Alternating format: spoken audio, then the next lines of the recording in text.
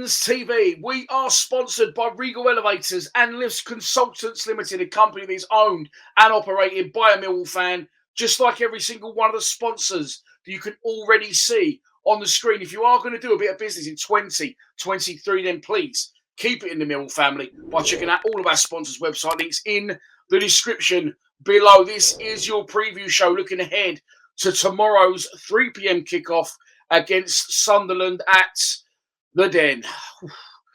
As always, let's kick off the show by taking a look at the 11 that Joe Edwards might pick to start the match.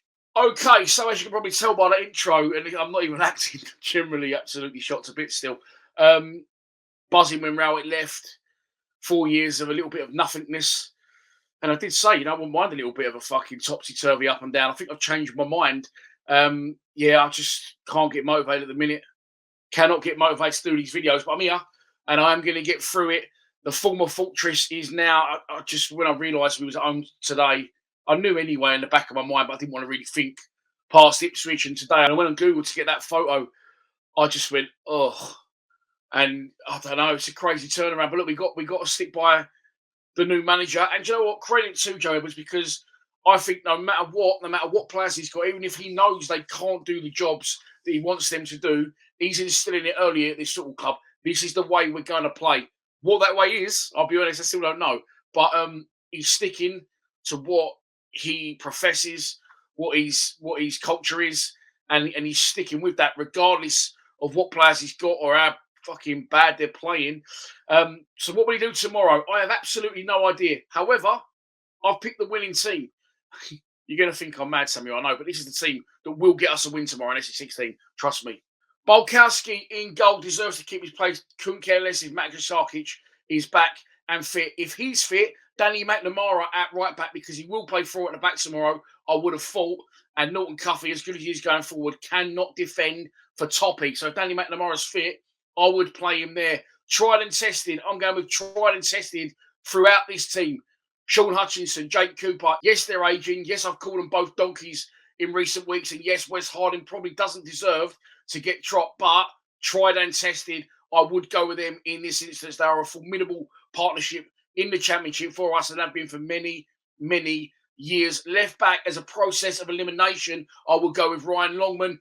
Murray Wallace, don't let him play anymore. Joe Bryan, too busy taking photos on Instagram of light and dark scenery and backgrounds, and on the injury list as well. Right, then Billy Mitchell will come back in to play as an anchor man, not Ron Burgundy, as a CDM, and sit in front of that back four who clearly need protecting with the way that Joe Edwards wants to play, and be that link in between the midfield and the defence, and give him a little hand out with his fitness. And yes, he's sideways passing, and yes, he's backwards passing, but yes, he will keep the fucking football, which is what you need to do in a game of football if you do want to win it. 3 central midfielders, Casper D. Ballon d'Or, if he hasn't already left for Barcelona, George Saville and Ryan Leonard, who's a really good footballer, but can't seem to get in this team for a start. And up front, Kevin Nisbet, who deserves a start after a good goal midweek, alongside Tom Bradshaw. 2 strikers, back to Bradshaw, and he will score. If you try and give Bradshaw the ball outside the venue in New Cross and expect him to score, he's not going to be able to do that.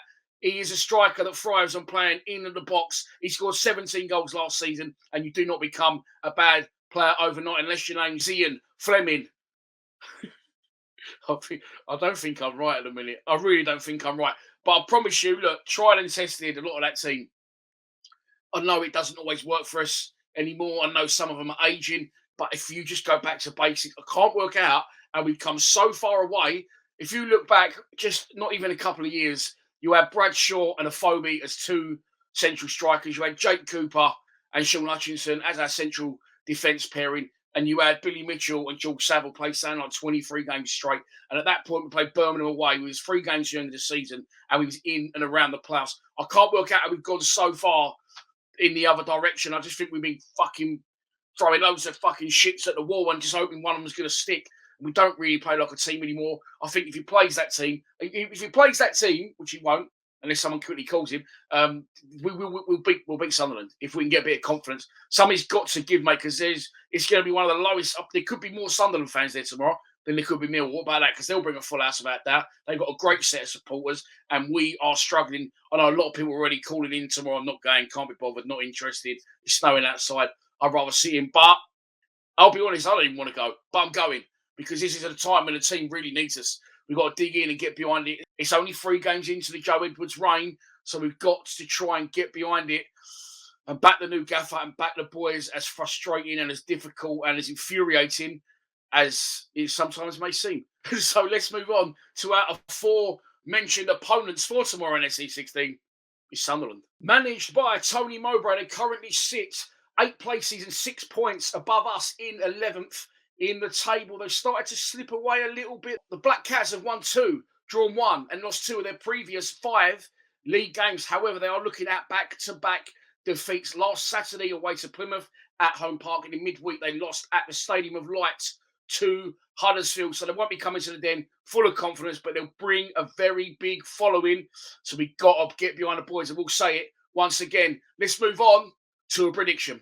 And so this is your pre-match prediction, and here we go. I really don't want to say anything negative. I really fucking don't want to say anything negative, but I can't lie to you. I can't lie to you. Yeah, sorry, we're filming. I think we're going to lose the game by 2-0. I really do honestly hope I'm wrong. If he picks a side that I said, and some of you may think I've finally lost it, and I think I actually might have done. But anyway, we'll win the game if he plays that team. If he goes back to basics and the Millwall side, gets the crowd on board, we'll win the game. But I don't think he will do that. I think we're riddled with individual error and no leaders on the pitch. I think he'll get the selection wrong. Wholesale changes are needed for me for Saturday, but I don't think he'll do that. And I do really feel sorry for him. And I really don't want to say we're going to lose the game by 2-0, but I do think we're going to lose the game by 2-0. Fuck me, that was depressing. I will see you in SE16 tomorrow. If you're going, if you're not going, then feel free to tune into the live stream where this day could possibly finally tip me over the edge. Please subscribe to Lions TV. Come on, you Lions.